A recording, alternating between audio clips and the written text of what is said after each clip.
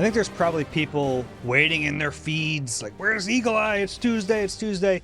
We waited until after the trade deadline. We wanted to make sure.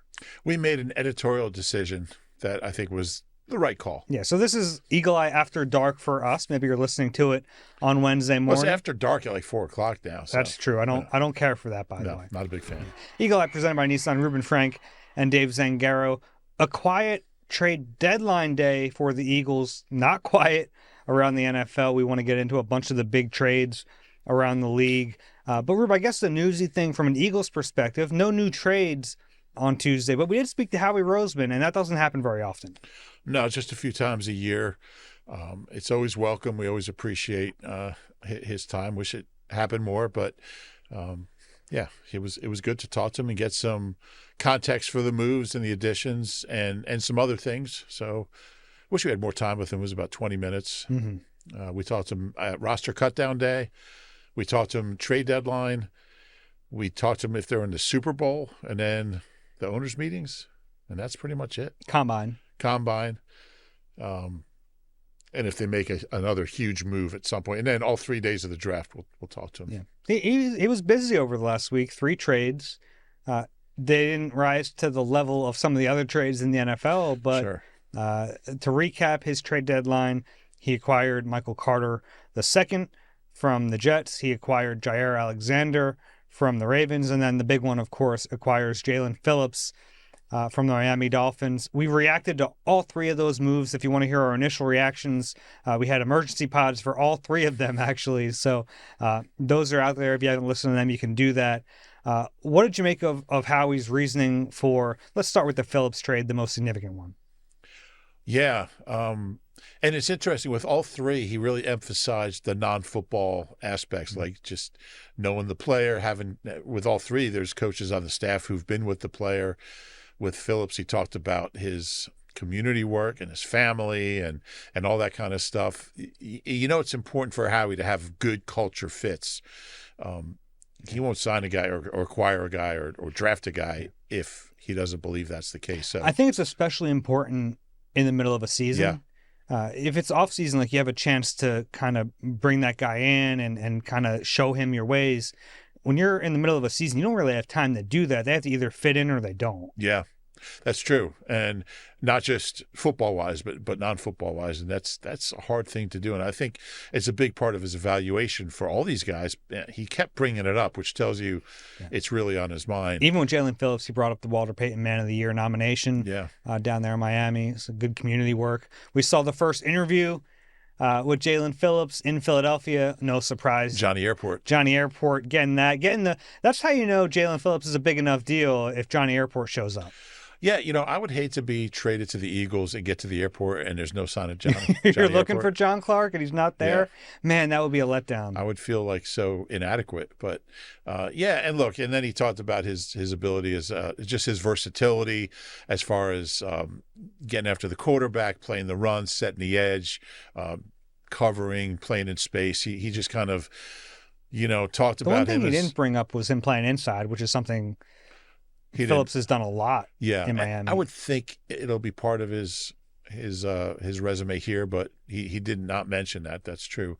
But he did emphasize his versatility in a lot of other ways. Look, he's going to be a big part of this pass rush. And, I think you said on the last podcast, like he's a starter. He might not be the first guy out there, but like when we look at the snaps at the end of games, he's going to be up there with J-Lix and Nolan, maybe a few snaps short of them, but maybe to start. But I mean, he's a starting caliber player. Maybe some games he'll end up with more, depending on just how things are going. I think he's going to be a real big part. I think the last thing Howie said was this trade was a no-brainer for a third-round pick. This trade was a no-brainer. Yeah, he said it wasn't hard. Yeah. It was the move he thought was right. It doesn't mean it's going to work out. We've seen trade deadline moves not work out, but I think it makes a lot of sense. And it was funny, on Monday night I was watching the football game, the Cardinals-Cowboys game, and watching Josh Sweat just tear it up. I'm not saying that Jaelan Philips is going to become Josh Sweat here, but a lot of similarities in terms of the size. Like the Eagles didn't have that kind of bigger defensive end type body on this roster. There are a lot of similarities between Phillips and Sweat, even the ability to bump inside and play that 4-eye at times. Yeah. Sweaty is... he's having a heck of a season. What's he got, 7 sacks now He's been really in good. half a season with Gannon? But yeah, I think that's true, and I can't wait to see him in action. You know, we don't get a lot of Miami games. You have a team that hasn't won a playoff game, I believe, since Jay Fiedler was their quarterback, 2000. I think that was their last playoff win. So yeah, you hear about the kid, and he's obviously missed a lot of time. It's got to be huge for Howie that he's been healthy this year and played all 9 of their games. Yeah. Howie actually talked about the individual injuries and even brought up that the ACL wasn't a non-contact. It was someone running into his knee. So it kind of tells you how deep they dive into this stuff, that maybe it means he's less injury prone and it was more of a freak accident. I don't know. He's had a lot of injuries in his career dating back to his college days, but I found that kind of fascinating that they look into it with that much detail. That was interesting, not surprising, but it was notable that he mentioned that aspect of it. You mentioned the familiarity with a lot of these players in the building. Howie tried a lot of jokes on Tuesday. I'm not sure a lot of them hit. The one I actually did find funny was he mentioned that it was actually an easy conversation with Vic about bringing him in. Yeah, Vic Fangio had him for the 1 year, 2023, when he was limited to 8 games that year, but had 6.5 sacks. When Johnny Airport got to him. Johnny Airport, by the way, for those of you who don't know, that's John Clark, who is always at the airport with a camera. Only when players are right. He's not just there all the time. Are you sure about that? Yeah, I don't think he just waits around to see if anyone shows up. I don't know. I don't know, but he is on a first name basis with the guy Jamba Juice in the airport. Oh yeah, I don't know what that means. That's okay. He's on a first name basis with the guy at La Colombe. Okay, I'm just saying random places at the airport. Jamba Juice. I got you. I see. Well, you have to go. I know La Colombe is inside security, and John's got to stay outside. He doesn't have a ticket. You don't know that. Well, look where the interview was. It was a baggage claim, right? I think it was honestly, if we were going to do this and be pedantic about it, I think it was on the walk to baggage claim. But I'm saying it was outside security. Okay. And all the good stuff in that airport, there's nothing like... Some airports have a good mix before and not after. This one. Yeah, they don't anymore, huh? No, there's nowhere. There's nothing. It's probably the layout of it and everything. But anyway... Some airports have too much before security and not enough after. Who's got the perfect mix? That's a good question. I think DFW has a lot on both sides. Well, DFW is like a really segmented airport. Like all the gates are segmented. Yeah. I'm trying to think of where I just was. Pittsburgh's got a lot inside and outside. You fly to Pittsburgh? Yeah. I normally drive to Pittsburgh. Chicago has some stuff before and after, I think. Yeah. Indianapolis has a lot before security. Oh, yeah. Yeah, everything. The whole food court. Yeah. Yeah. Appleton has one restaurant, and it's outside security. So I don't think you have to worry about the long lines there. Love that airport. Anyway, what were we talking about? Jaelan Philips. Yeah. And Vic, that's right. He's... and we've heard stuff coming out of Miami about players that didn't like Vic. I'll tell you what, maybe he was BSing, but Jaelan Philips said, I love Vic. I love that guy. I played really well in the time I was under him, and I believe him. They don't make the trade if it was bad between question. them. So, yeah, I take him at his word there. Yeah. And question. I think Vic probably really pushed to get Jaelan Philips here because there's another guy on that team who would have been cheaper that also played under Vic Fangio, and they ended up with Jaelan Philips. Chubb you're talking about. Bradley Chubb, yeah. Yeah. Yeah, absolutely. And if you got the Vic Fangio seal of approval, it's good enough for me. Mm-hmm. I want to get into some other Howie Roseman things, but real quick, it ended up being that Jaelan Philips was the top edge rusher to get moved at this deadline. So the Eagles get the top guy who ends up getting moved. Doesn't mean the top guy who was available. There are reports out of New York that Jermaine Johnson was available, but the price wasn't reached. They were looking for a 2. How do you feel about that? Would you have done a 2 for Jermaine Johnson versus a 3 for Jaelan Philips? No, I'd rather have Jaelan Philips for a 3. Okay. Yeah, I think 2's too high for him. And who knows, maybe a 2 from the Eagles wouldn't have been enough for the Jets if they were looking for a 2. I would have had to throw something else in there. Maybe, yeah. Yeah. If all things were equal, I'll be honest, I think I'd rather have Jermaine Johnson than Phillips, but all things weren't equal, obviously. Yeah, I like Phillips. Yeah, I like his game, but we'll see how it pans out. Other things from Howie. Let's talk about the AJ Brown. That's the quote that people are going to hear the most. It's going to, and some of it's like, is it even warranted to talk about it? But when the GM addresses it, I think it reaches that level. And over the last few months, we've talked about the drama with AJ Brown. We really didn't get too much into whether or not they were going to trade him because we thought it was pretty unrealistic. But what did you make of what Howie said? And why don't you tell us what he said a little bit? Yeah, I mean, he was very strong about his feelings for how important AJ is, what a great player he is. He emphasized he's got the C on his jersey for a reason. It didn't sound like a guy that he was thinking about moving. And like the cap situation is another issue, but another reason they really couldn't do it. They could have. It wasn't like completely prohibitive. It would have made it unlikely. And like when you think about like what exactly, has AJ done wrong? He sent some tweets out. Is there anything else? Not that we're privy to. Yeah. So you're going to take a $60 million cap hit over 2 years because of some social media. And it wasn't even anything like, I hate my coach or I hate this team. I don't want to be here. It was like just some like enigmatic stuff that just kind of hinted at him being a little frustrated. You're not going to ship a 3-time Pro Bowler 2 times here because of some tweets that didn't make sense, that nobody understood. So I think Howie was very strong about how important AJ is to this franchise and that he's a leader and he's respected. I thought it was a very strong defense of AJ Brown from Howie. To be honest, and I give Tim McManus credit, he's the one that asked the question. I didn't think he'd answer it. I thought he was just going to say, and he started out saying, I just want to talk about the guys we acquired. But then he did answer it, and pretty strongly. Yeah, I have the whole quote in front of me. I think it's worth reading. Yeah. I think that when you're trying to be a great team, it's hard to trade great players.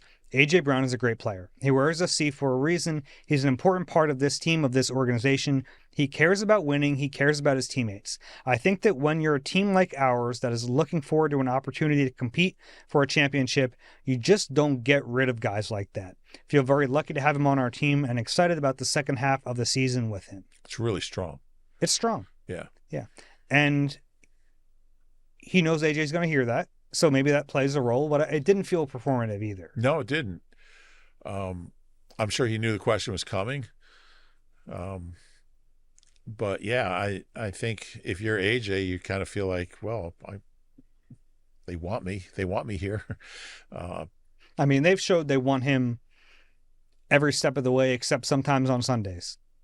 Yeah, and that's certainly not an organization. It's not like they're saying, let's not throw it to AJ. I mean, really, the times he was like, and I think 3 of his last 4 games, like he had the 100-yard game, then he had a bad game, then he had like 80, they had like 112 or something. So like it's gotten better. The first month of the season, the whole offense was just off. Play calling, Jaelan was off, everything was off. And his numbers were terrible, and it had to be frustrating. But I think we've seen some progress, certainly from Patullo, certainly from Jaelan. The whole thing looks better now. AJ missed the last game with a hammy, so we'll see. But I would expect we'll see over the second half of the season the AJ that we're used to seeing. They're going to need him. I mean, point blank period. To get to where they want to be, they're going to need AJ Brown. Yeah. Let's move on. Please. He talked about Jair Alexander and Michael Carter, the other 2 acquisitions. What did you take away? You found the Jair Alexander stuff pretty interesting. Yeah, I did. And Jair Alexander's a guy that obviously his career hasn't gone. I mean, he was a really, really good player for a few years and hasn't gone well. He goes to Baltimore. It just doesn't work out. And how he talked about that, he talked about our relationship that we have with the Ravens. And, he goes back 25 years with John Harbaugh, more than that. I mean, Harb's got here in 98. And I believe Howie started as an intern like in '99. So I mean, they go back a long, long time. So Howie trusts Harb's judgment, and I'm sure Harb said, "Look, he's a good guy. Just didn't work out here. He needs a change of scenery." Howie's pretty open about that, and he was a really good player at one point. Sometimes guys just need to go somewhere else and start over, and maybe that's the case. I'm skeptical. I'm not sure he still got it, but they didn't give up anything of note. So yeah, can't hurt. And we talked about the relationships. He brought up the relationship Christian Parker has with him.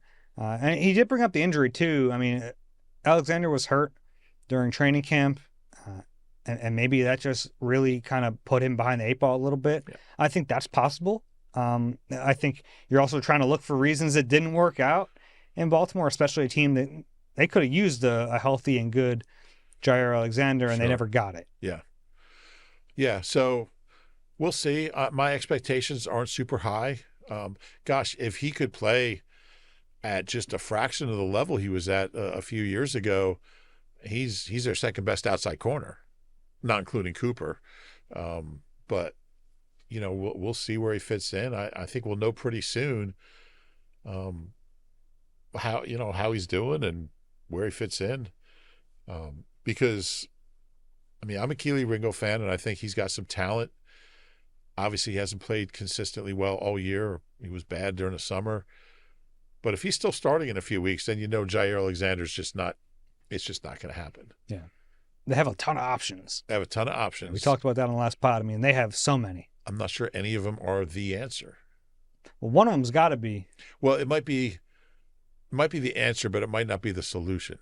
Fair enough. You know, it's – I think this is something – and we've been talking about this since the spring, and – like I think you just said on Huddle, and you know it's a Dory Jackson one week, it's Keely one week, Jacorian Bennett's coming back. I mean, there's just so many options, and now you throw him in the mix, and then Cooper is an outside corner with Michael Carter as a slot in the mix. There's just but having 6 options doesn't mean you have an option that's going to really solve the problem. Yeah, and Howie talked about the familiarity with Joe Douglas, who drafted Michael Carter, and then with Joe Casper, who coached I did not realize that. Carter at Duke, and Howie on his own brought up the idea that Carter can play some safety. So you're looking at the Eagles roster right now. They only have 3 safeties on the 53 after putting Marcus Epps on IR. So Michael Carter's a player they think can give them some depth and versatility on the back end of the defense.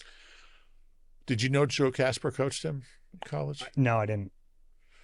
Joe Casper, he left here and went to Miami. So he's been with Jaelan Philips too, different position. But anyway, players like Joe Casper.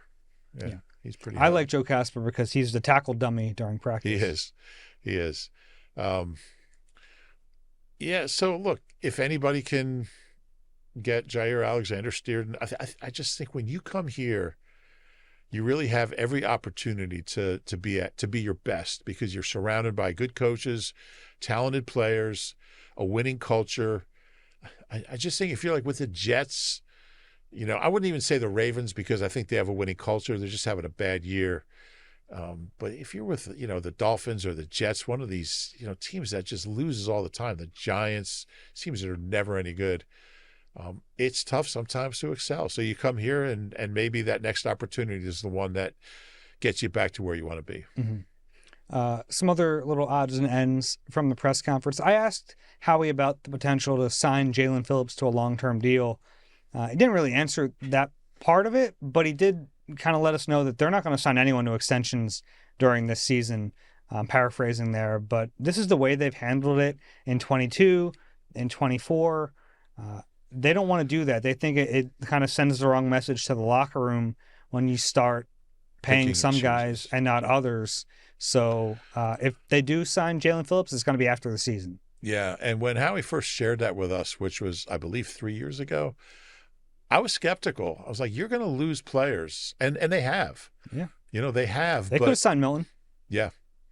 They've lost good players. Maybe he realized what was going to happen. Yeah. Like Zach Bonham was a risk.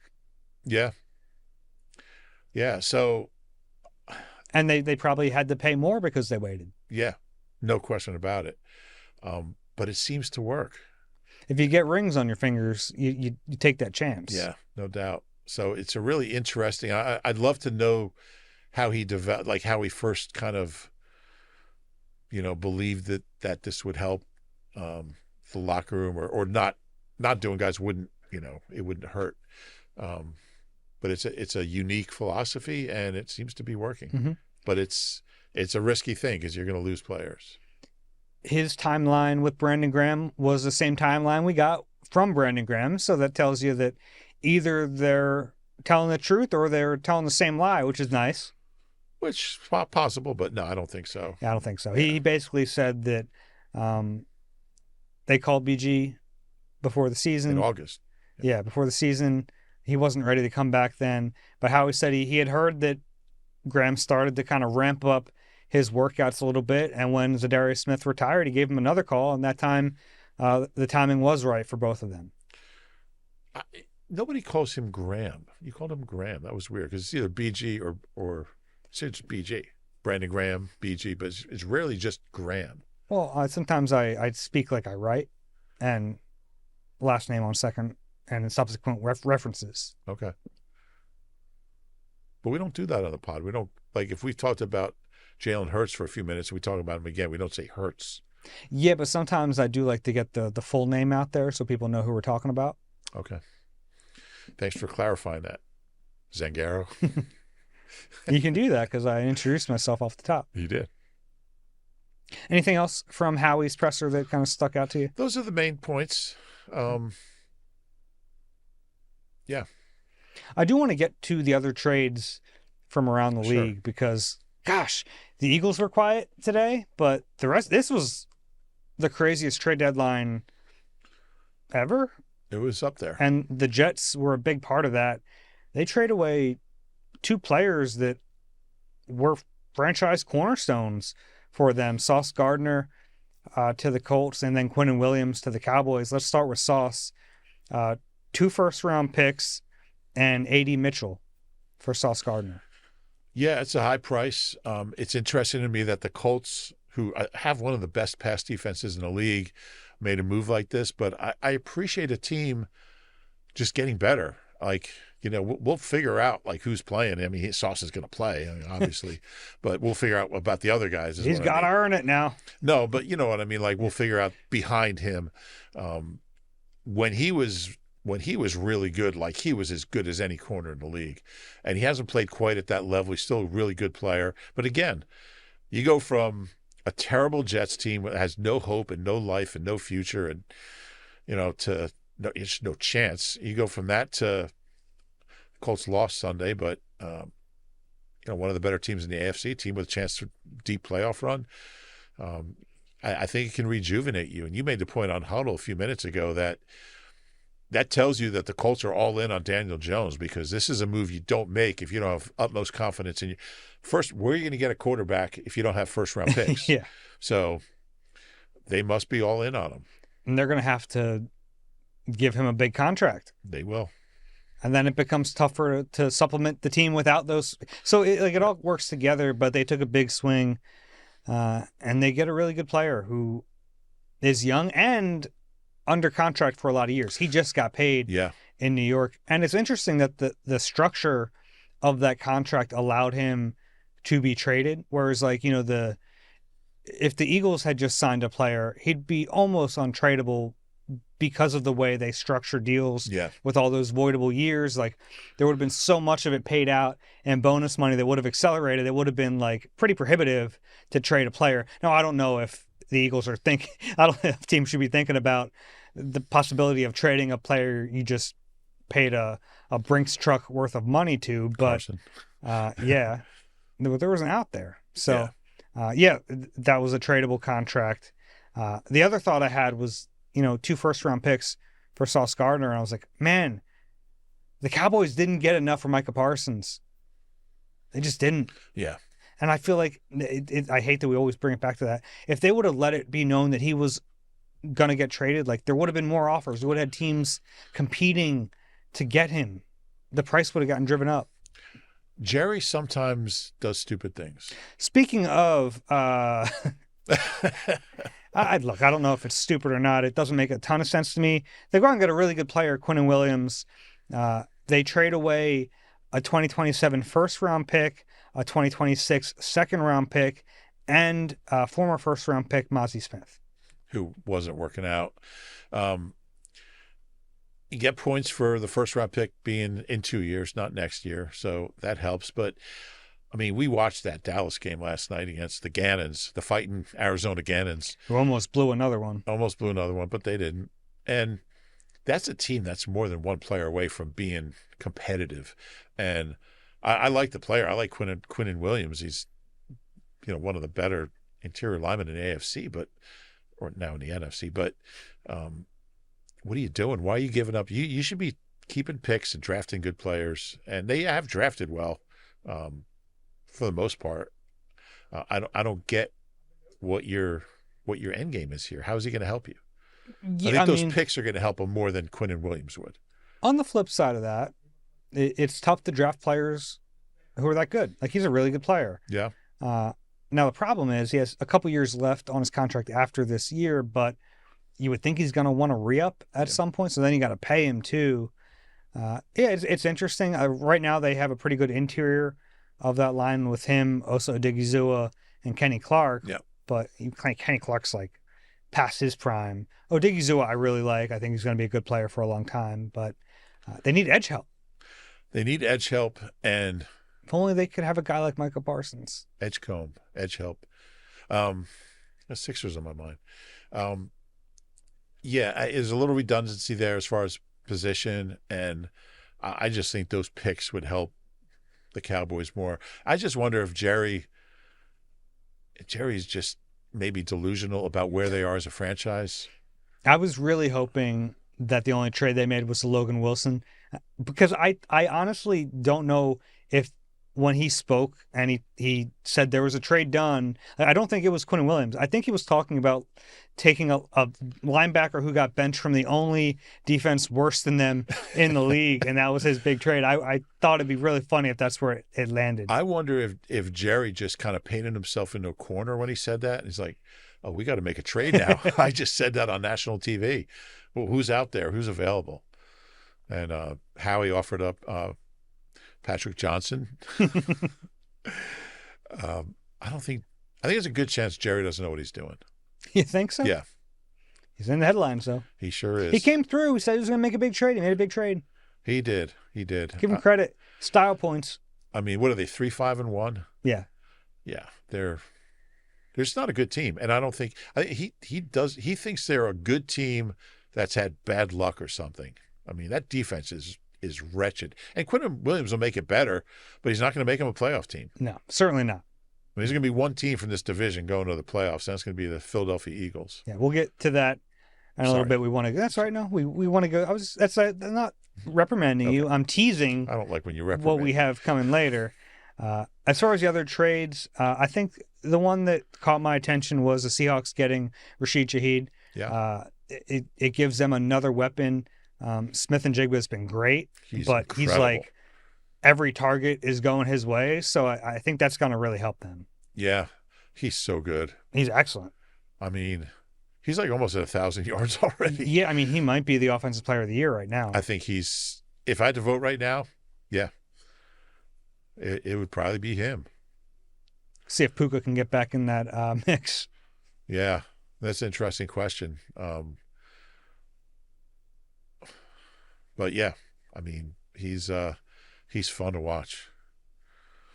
Yeah, so I think they're really good. That's my NFC Championship game right now is Seahawks Eagles. I just don't know where it's going to be. Interesting. Their defense is really good. They pass the ball really well. Not a great running team. No. The one dude, is it Walker? He's kind of averaging 4.5 yards a carry. Yeah. He's got like 500 yards. It seems like they've been able to do it at times, but they're good. Yeah, they're a good team, and I like McDonald. I think he's a good coach. I think he is too. The only other one I wanted to get to was Draymond Jones. The Ravens got him from the Titans, and I bring him up because he would have been like a cheaper option to get defensive line help if he didn't go the Jaelan Philips route. Played for Vic Fangio in Denver. He was a guy who we kind of talked about in the offseason. Maybe he'd be a good fit. He goes for a 2026 conditional 5th rounder. It will become a 4th if the Ravens make the playoffs and he has 2 sacks. Interesting. And that tells you that the Ravens, they might have traded a player to the Eagles, but they're still thinking they have a shot. In that division, they probably do. Yeah, I mean, that is it. Like, the Cowboys are not a good team that's lost games. I think the Ravens are a good team that's lost games. I mean, they were decimated by Decimated, injuries. yeah.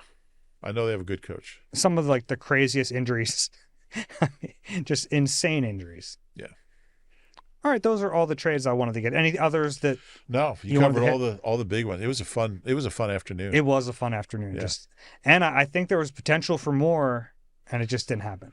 Yeah, and that's one thing. If I could give Howie some truth serum, I'd love to ask him. How many deals were you in on that didn't happen?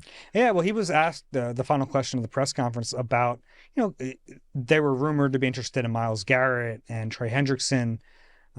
Those deals obviously didn't happen. Micah Parsons, at one point, he was asked about big swings, and he said, "We're not afraid to take big swings if we think it's going to help the team." Yeah. It was funny because he was like, "I can't answer that. You're trying to get me fined for tampering." Mm-hmm. I think it was Jimmy Kempski. He just kind of rephrased the question a little bit, just in general. He's like, I know I shouldn't ask it that way, but It was a good question. It got a really interesting answer, I thought. Yeah. And that kind of plays into, I think, Howie's effectiveness and I guess his greatness as a GM. I mean, you think about some of the big swings they've taken. I mean, the AJ trade. I mean, there have been, even trading away Carson was a big swing. There have been a bunch of them. And it's kind of like going for it, on 4th and 1 on your own 30. Like if you're, or like throwing on 4th and 5. Like if you're afraid to be, if you're risk adverse, I guess you're just not going to succeed in anything. And I'm glad you brought up that term, those 2 words, risk averse, because that is what we hear from Jeffrey Lurie. So this is an organizational philosophy that extends beyond Howie Roseman. And the reason he's been here for so long is because he shares that with Jeffrey Lurie. Yeah.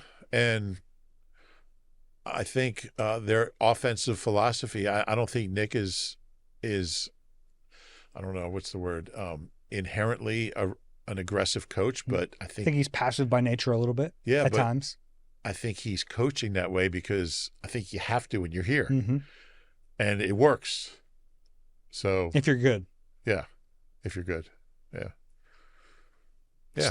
Let's take a break. When we come back, I want to look at the playoff picture in the NFC, and then we have a bunch of questions to get to from you guys. Okay. You deserve a car that thrills you, a car that puts goosebumps on your goosebumps. At Nissan, we've got everything from turbocharged SUVs to 100% electric vehicles that'll make your heart beat faster. Experience the thrill for yourself and shop your local Nissan store and nissanusa.com today. Rube, it is week 10. Are you ready to hang the NFC East champion banner at the link? How can you not? I think this weekend when Dallas lost, Washington not only lost, but got their quarterback hurt needlessly. Which, by the way, Dan Quinn took accountability for that, which is something I don't think a lot of coaches would have done. Yeah, there was just no reason for him to be out there. And then the Giants have come back to earth after that. I don't understand how they beat the Eagles by 17 points, but flash in the pan, they were feeling themselves. Yeah, but they've come back to earth, and you worry about their quarterback because he's just getting beat up. They're just not a good team, and I was reading the papers up there. They're all they all want Daboll out, and I don't blame them. Not. There's so many better coaches out there, so I don't think he's long for East Rutherford, but for entertainment value, yeah, no one blows a gasket quite like Brian really Daboll. Does. He really does. I mean, that fumble on the tush push, it was a bad call. It was a fumble, but it was just fun watching him. I know. Just lose it. Do you think the refs kind of enjoy watching him lose it a little bit? I would. They know that a call's about to go against him, and they're like, "Watch this." Yeah. Hey, let's call that. Let's say it's Eagles ball just to see how he reacts. So yeah, I think not only are all 3 teams in the division losing and 3 wins or fewer, like none of them seem to be on the brink of anything. They're just franchises that are in, disarray. And I don't know if Brian Schottenheimer's going to last. He's just. Who could have seen that being a bad hire? I know. I mean, what are you doing in the first place hiring him? Yeah. So I think, I think the Eagles are going to clinch this thing pretty soon. and I mean, the only team that even theoretically has a chance to catch them is the Cowboys. Yeah. And you look at they're the worst defense you've they'd ever have to seen. win 5 of 8 games just to get the 8 wins. Yeah, and the Eagles only have to go 3-6 to get to 9. And they play them. So Yeah. they already have 1 game on them. Yeah. Yeah, so they'll be the first team to win the division twice in a row since the Eagles of 03 and 04. Mm-hmm. I remember those teams, Dave. Andy Reid was the coach of those teams. And it was early in the Andy era. So it's really an incredible streak. I mean, it's wild. It's The Eagles have so many chances to do it. Yeah. Well, they should have done it in 23. Mm-hmm. But yeah, I think, and I don't know if it's necessarily. Yeah, this should be their 4th. Really. Right. Yeah. I don't know if it's necessarily a good thing to wrap up the division that early. You want to, but I mean, they'll be playing for the 1 seed. Yeah, there'll be things to play for. There will be, but I do think you're better off having some competition in the division. I kind of wish those Commanders games weren't lumped at the end. I know. We said this was going to happen. Yeah, it would have been fun to have those mean something early in the year. I wish you asked me about those games on Huddle. But yeah, I mean, I think you could kind of see it coming with Washington. They built a really old team. They paid the wrong guys. They paid the wrong guys. It was the wrong approach. And I think Howie knows what he's doing by staying young, and you're healthier, you're faster. There's just a lot of things that can go wrong when you're old, and especially having an elite young quarterback surrounded by an old roster. You're asking for trouble. And I hope that kid's okay and can come back next year and be healthy, and they can figure out a way to protect him and get him in an offense where he's just not running all the time. It's just like, yeah, it's like they run him without realizing he's like $170. Yeah. Yeah. This isn't like Randall out there running. I mean, or Jaelan. Or Josh Allen or Patrick Mahomes. He's slight. I thought you said Josh Adams for a second. He's not Josh Adams either. He's not. But yeah, he is slight, and they have to protect him from himself. I mean, you can see him just out there fighting for extra yards, and it's like, just get him out of there. When we saw with RG3 a decade ago, you just hope it's not a repeat. Yeah. Because they haven't had good quarterbacks. They finally get these 2 guys, and they're just like ruining them. They're going to get Pat Ramsey out there again? Eagles right now, if the season ended, would be the number 1 seed in the NFC. They actually have the highest percentage chance to make the playoffs at 97%. Yeah.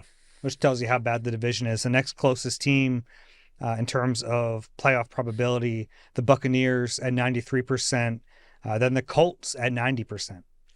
And where's that from? This is NFL.com. And they're taking into account their future schedule. And, Mm-hmm.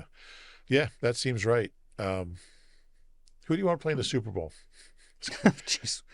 What would be the most interesting? Oh, and I didn't know what you meant by that. Interesting? I guess the Chiefs again, but I had enough of that. I mean, the Shane Steichen storyline would be pretty fun. That would be fun. Yeah, I don't know who's going to come out of the AFC.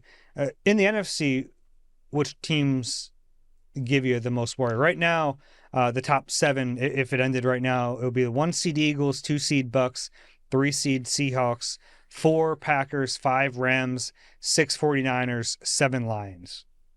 So you have 3 teams right now from the West. Yeah, and they play the next 2 games against 2 of those teams. I think the Rams are good.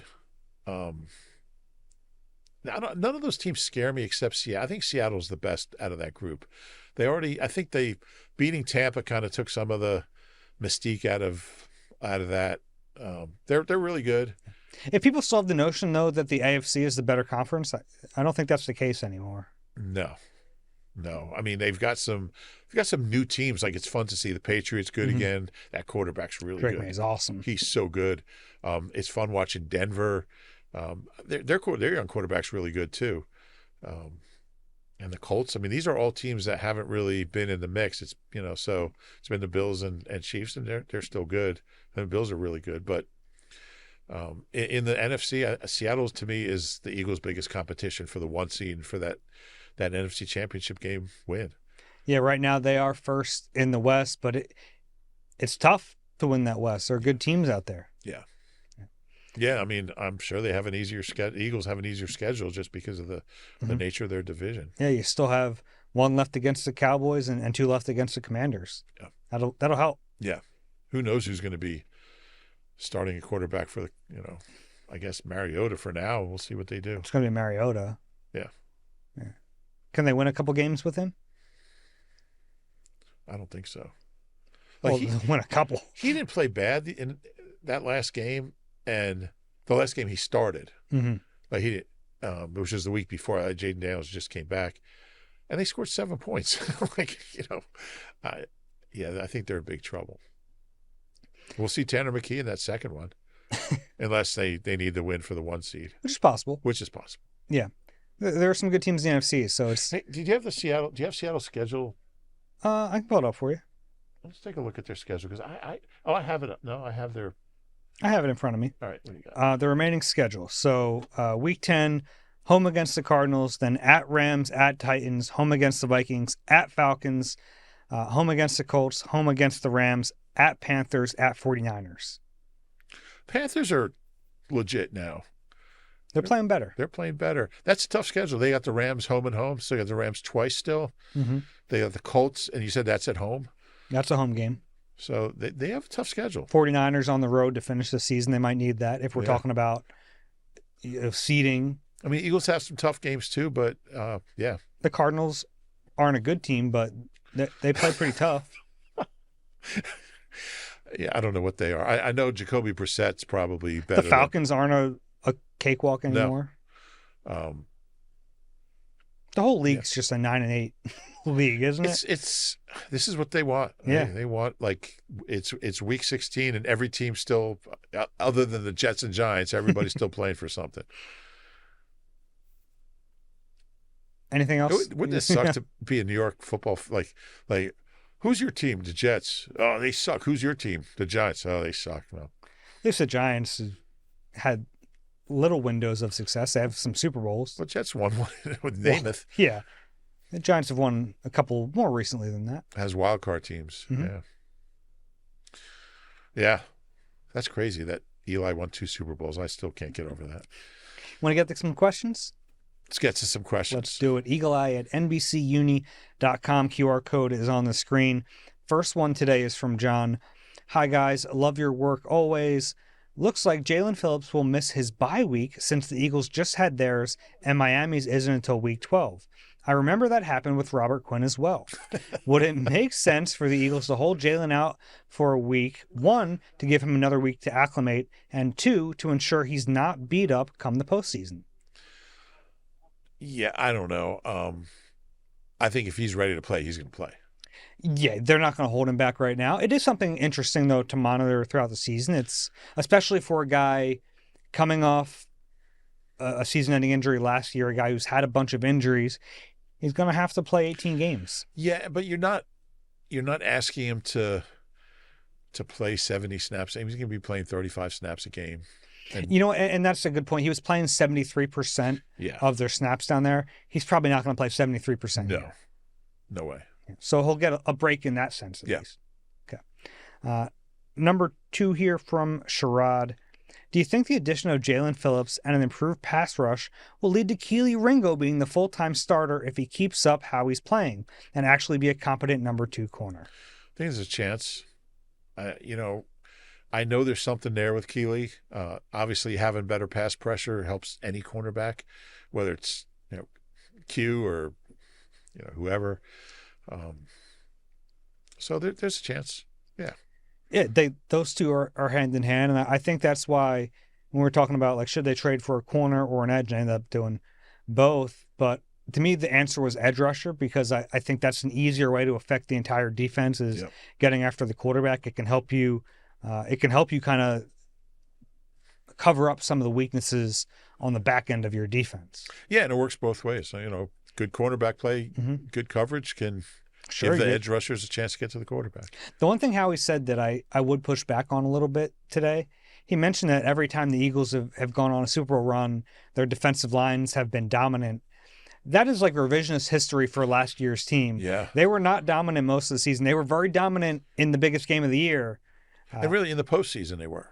That's fair. Yeah. Yeah, but like the strength of that team was not their front. No, that was a question mark going into the playoffs. Yeah. And then they all just, all of a sudden, just turned it on. Yeah. I find that funny how you just look back at things and completely different because they won the Super Bowl. But it was a legit question if they had enough pass rush juice. Sure. Yeah. So maybe we'll do that again this year and say it was never a real issue. I guess this year it's tougher to cover up because they traded for a guy and brought a 37-year-old out of retirement. Yes, they did. What do I have here? Okay, Brian. I'm not normally a nickname kind of guy, but with the last trade, I think there is one we have to consider and would like your thoughts. We now have a D-line that has a Jaelan, a Jalix, and a Jaelan that will be all in the field together causing havoc. What about the jailbreak line or simply jailbreak? You've got to admit there's some intrigue there, some potential. Keep up the good work. Love the show. So jail is like jail, are we saying that the same way? It's one of those words where it might sound the same, but in my head it sounds different. Yeah. Jaelan. I say Jaelan and not jail. Here's my thing about nicknames. Is anybody going to use that? Is anybody going to say, wow, what a great day. This is why Brian is emailing us. He wants us to start the wave here.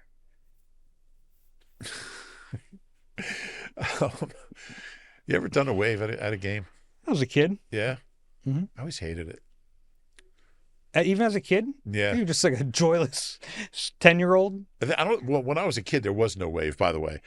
It was. When did the wave start? It started after I was a kid. Oh, okay. Yeah, I don't think there was. I think it's a more recent. What is it? What's the origin of the wave? I remember being at a game and I didn't know what the hell was going on, and I can't remember where I was. What are these people doing? But I found what the origin of a wave in the ocean is. That's not what I'm. Marine biologist. This is Dave the Zangaro. AI Google search. It might not be right. Yeah. Started by professional cheerleader Crazy George Henderson on October 15th, 1981, during an Oakland Athletics baseball game at the Oakland Coliseum. Where I once saw Henderson Nick Foles. organized the crowd, signaling sections of people to stand up and sit down in succession to create a wave effect, which then circled the entire stadium. The wave gained global recognition after being featured prominently during the 1986 World Cup in Mexico. Oh, yeah. I covered that. I did cover a game in Oakland Alameda County Stadium and saw Nick Foles throw 7 touchdowns there. I didn't realize it went back that far, but I still wasn't a kid.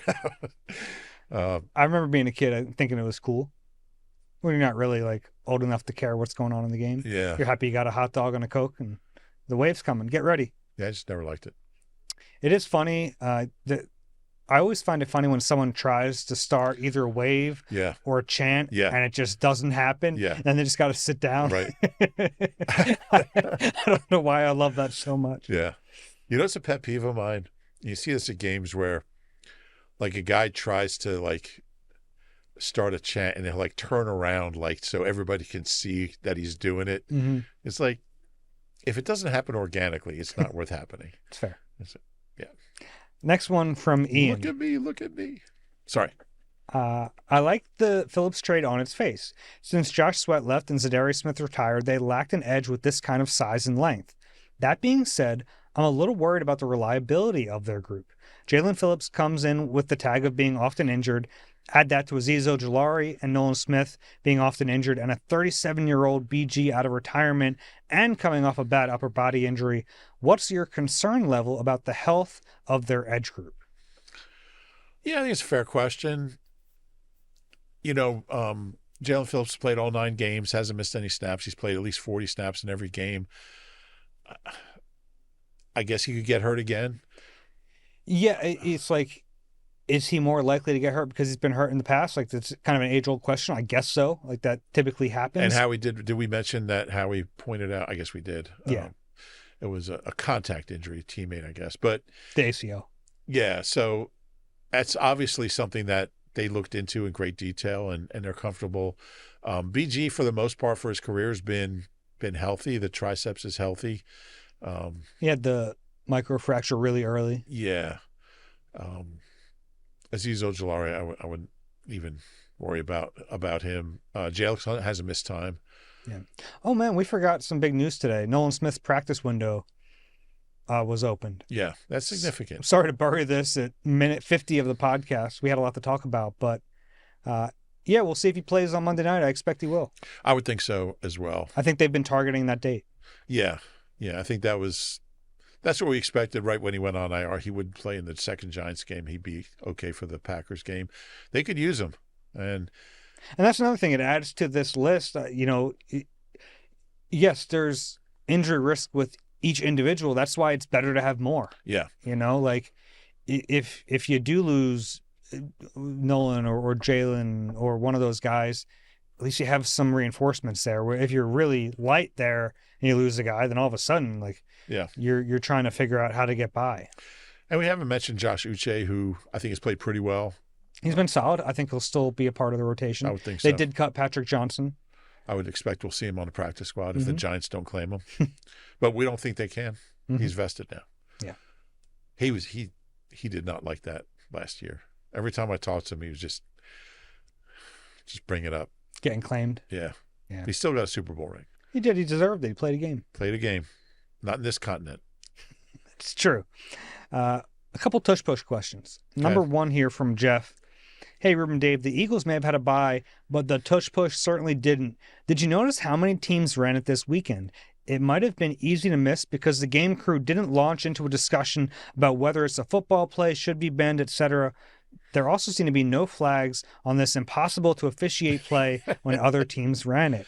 The Eagles must be tracking this for the inevitable off-season fight should they argue that they're penalized at a much higher rate and therefore the least efficient tush-push team.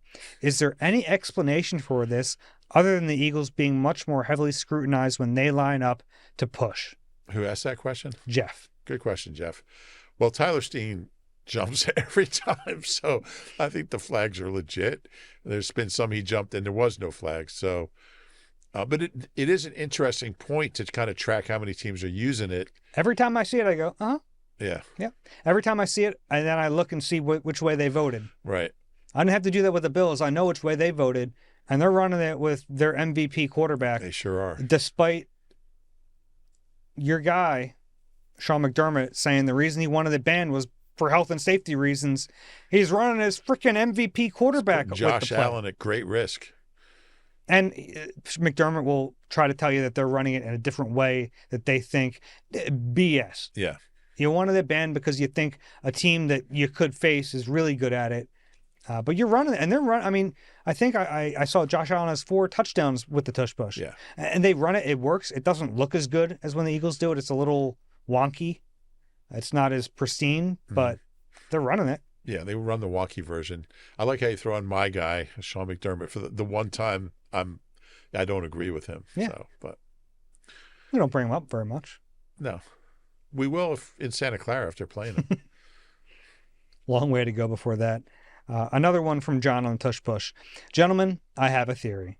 A theory? Okay. A theory. I like theories. The Tush Push has been a thing for a few years now. This year is the first year that we've heard complaints about the officiating of the play. True. Some of it justified. I can't remember a single complaint of that sort last year or the year before.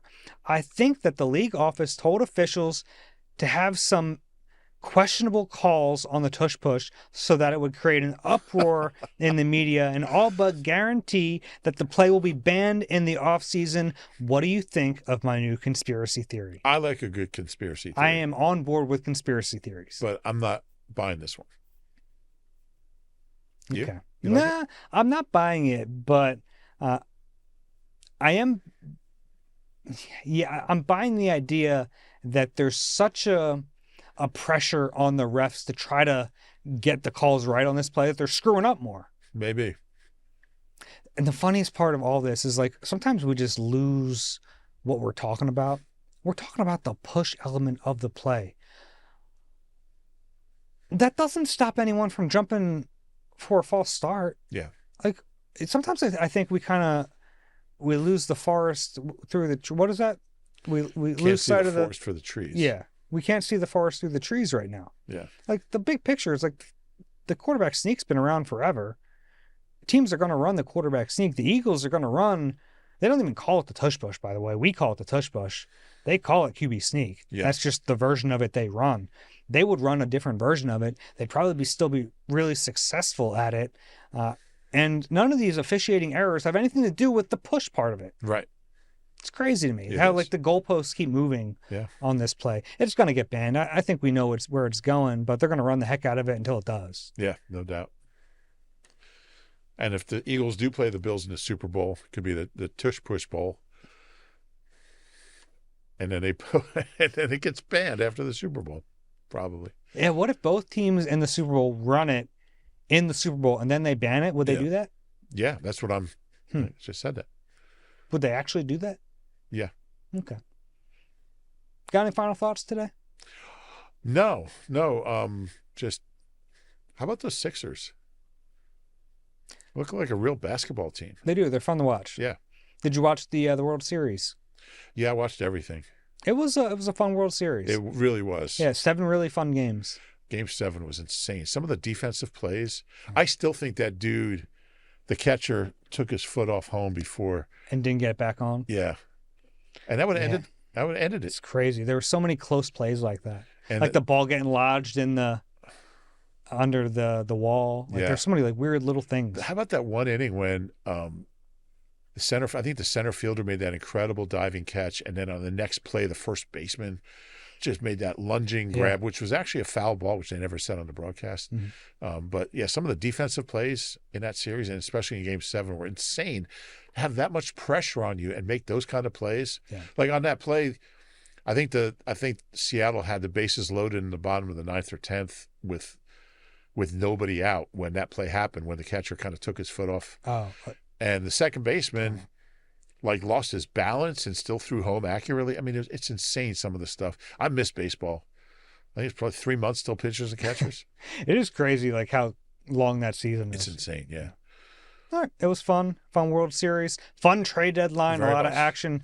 You know what? If you enjoyed all the emergency pods we did, you know what we'd really appreciate? What's that? If you'd rate and subscribe wherever you get your podcasts. And if you're watching on YouTube, please click that like button, subscribe there as well. They tell us that helps. I don't understand how. I don't understand how any of this works. I talk into a little microphone and you guys watch and listen to it. But please do that for us. That would be a lot of help. 5-star reviews. We're surrounded by how many gizmos and gadgets are in here? Just plugged into each other. I don't know what any of them are. Neither do I. Yeah. We have people a lot smarter than us who do that. No doubt. All right. For Reuben Frank, I'm Dave Zangaro. This has been Eagle Eye, presented by Nissan. We'll talk to you soon.